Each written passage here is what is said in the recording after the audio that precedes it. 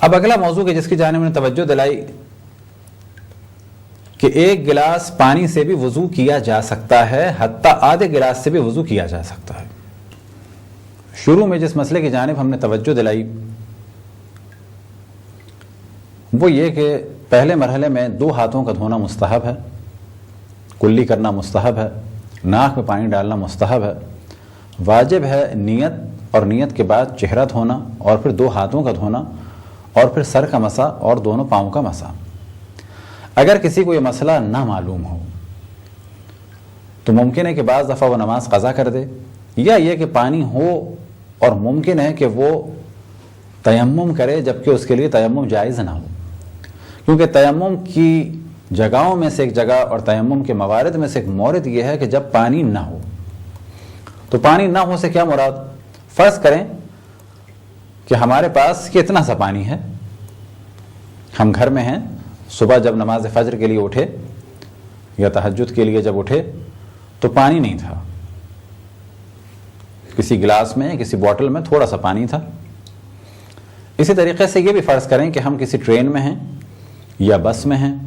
یا یہ کہ کسی کے گھر میں ہم ہیں، اس کے ڈرائنگ روم میں ہیں، یا کسی ایسے روم میں ہیں کہ جہاں پر اٹیچ باتھ نہیں ہے اور ہمارے لیے کسی اور باتھ روم میں بھی جانا پاسبل نہیں ہے اور نماز صبح قضا ہو جائے گی، تو کیا بیٹھے بیٹھے کسی جگہ وضو کیا جا سکتا ہے؟ یا یہ کہ ہم بیمار ہیں اور بیڈ پر ہیں اور پاسبل نہیں ہے کوئی ٹب لے کے آئے یا ہمیں کسی واش بیسن تک لے جائے، تو کیا وضو کیا جا سکتا ہے؟ تو یہاں پر 2 موضوعات کی جانب میں توجہ دلا رہے ہیں۔ ایک تو یہ کہ حتیٰ آدھے گلاس سے کم میں وضو ہو سکتا ہے، البتہ واجب حد تک، اور اس صورت میں ہوگا کہ جب آپ کو پتہ ہوگا کہ واجبات کیا ہیں اور مستحبات کیا ہیں۔ اسی طریقے سے یہ بھی ضروری نہیں ہے کہ سامنے واش بیسن ہو یا کوئی اور چیز ہو، حتیٰ انسان کسی سیٹ پر اگر ہے کسی بس میں یا پلین میں تو وہاں بھی بیٹھے بیٹھے کر سکتا ہے، البتہ کسی کو اذیت نہ ہو، یا اگر اپنے بیڈ پر ہے اور بیمار ہے تو وہاں بھی وضو کر سکتا ہے۔ اس کا طریقہ کیا ہوگا کہ کوئی بھی ایک کپڑا، جیسے کہ اس وقت ہمارے ہاتھ میں جانماز ہے، فرض کریں کوئی بھی کپڑا، اسے آپ نے اس طرح سے اپنے آگے رکھ لیا، اور فرض کریں کہ آپ اس طرح سے لیٹے ہوئے ہیں، بیمار ہیں، یا یہ کہ کسی کے گھر میں ہیں اور وہاں ہر جانب کارپیٹ ہے، کوئی کھلا ہوا اسپیس نہیں ہے، باتھ روم آپ جا نہیں سکتے کیونکہ اٹیچ بات نہیں ہے، کسی اور باتھ روم میں آپ جا نہیں سکتے کیونکہ ان کے بیڈ روم تک پہنچنا قطعاً مناسب نہیں، اور آپ آوازیں لگا رہے ہیں یا انہیں اٹھانا چاہتے ہیں تو وہ اٹھ نہیں رہے، یا یہ کہ آپ اٹھانا نہیں چاہتے،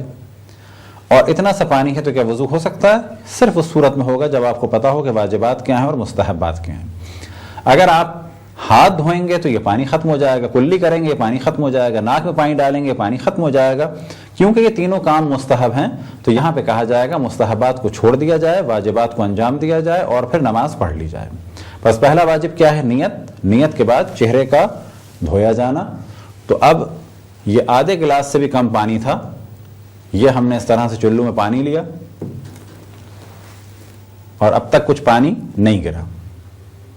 کیا یہ ممکن ہے اس طرح سے؟ بالکل ممکن ہے، پانی اس وقت ہمارے ہاتھ میں ہے لیکن نہیں گر رہا۔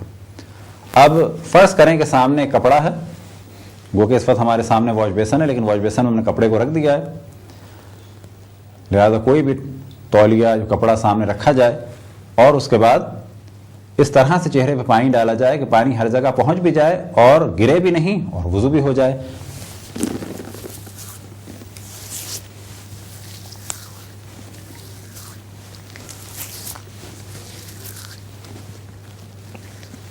تو تقریباً ایک چلو میں اچھا خاصا پانی پہنچ گیا۔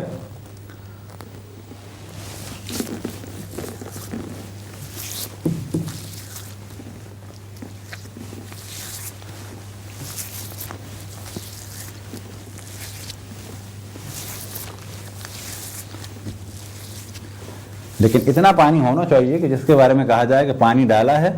اور پانی بہہ رہا ہے۔ اسی طریقے سے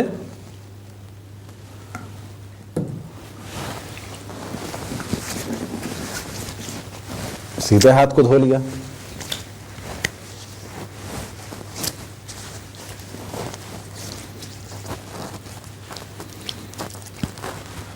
اب بھی اتنا پانی باقی ہے، حتیٰ یقین کیا جا سکتا ہے کہ ہر جگہ ہم نے پانی کو پہنچا دیا۔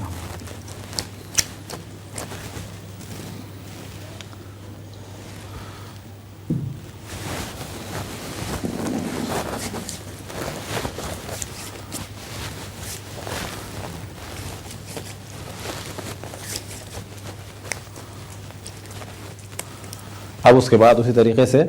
سر کا مسح اور پھر پاؤں کا مسح۔ ابھی یہ تقریباً پانی اتنی مقدار میں تھا، یعنی یہ 1/4 یا 1/3 کے قریب تھا، ابھی بھی اتنا پانی باقی ہے کہ اگر کوئی مسئلے مسائل جانتا ہو تو وہ وضو کر سکتا ہے۔ تو یہ تصور کرنا کہ بہت پانی چاہیے، بڑی مقدار میں پانی چاہیے، اب یہاں پر آپ اسے دیکھ سکتے ہیں کہ یہ مختصر سی گیلی ہوئی ہے جانماز۔ اب اس کو جانماز کو یا اس کپڑے کو آپ کہیں چھوڑ دیں تھوڑی دیر کے لیے، وہ خشک ہو جائے گا، نہ کسی کا کارپیٹ گیلا ہوگا، نہ کوئی جگہ گیلی ہوگی، اور نہ یہ تصور کہ کوئی آئے اور آنے کے بعد جو ہے وہ ٹب لگائے۔ واجب حد تک وضو